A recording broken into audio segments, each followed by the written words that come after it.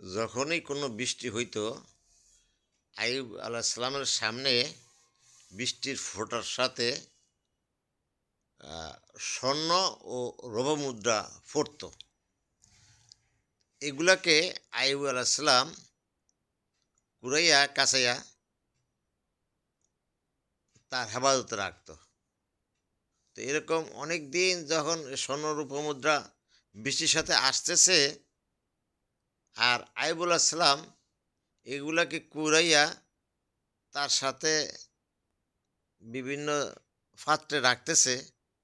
তো একদিন আল্লাহ জিজ্ঞাসা করলো, হে আইয়ুব, তুমি প্রত্যেক দিনই এই স্বর্ণ রৌপ্যমুদ্রা এই যে রাখো, জমা করতেছ, তোমার আর কত লাগবে, কত লাগে? তো আইয়ুব আলাইহিস সালাম বলতেছে, হে আল্লাহ রাব্বুল আলামিন, আল্লাহ জালালুহু, আল্লাহ নামালহু, আমি আপনার এই স্বর্ণ রৌপ্যমুদ্রা এই যে জমা করি, প্রত্যেকটা সময় প্রত্যেকটা মুহূর্তে আপনার জিকির করি, আলহামদুলিল্লাহ, সুবহানাল্লাহ, আল্লাহু আকবার। আর যখন রাখি তখনও জিকির করি। আপনার জিকির ছাড়া, আপনার ইবাদত ছাড়া আমি এক সেকেন্ডও ক্ষান্ত হই না। তো কাজেই আমি আপনার ইবাদতের সাথে এই স্বর্ণ রৌপ্যমুদ্রা রাখি। তো দেখেন,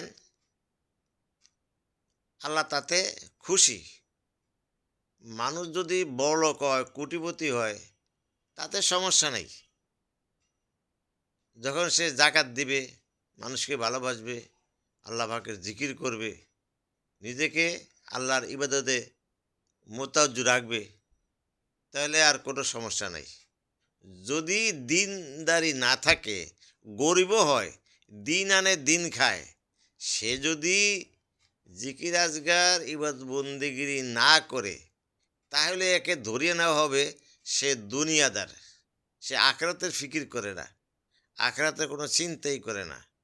এই জন্য আমরা কোটিপতি হই আর গরিব হই, সবাই আমরা আল্লাহর দিকে মোতাজ্জু হব।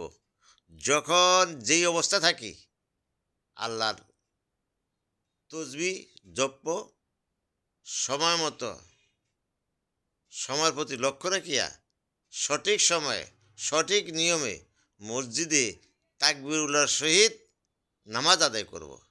তাহলে আল্লাহ পাক আমার উপর রাজি খুশি থাকবেন। আর নামাজের শেষে দোয়া করব, আল্লাহ আমার রিজিক বাড়িয়ে দেন, আল্লাহ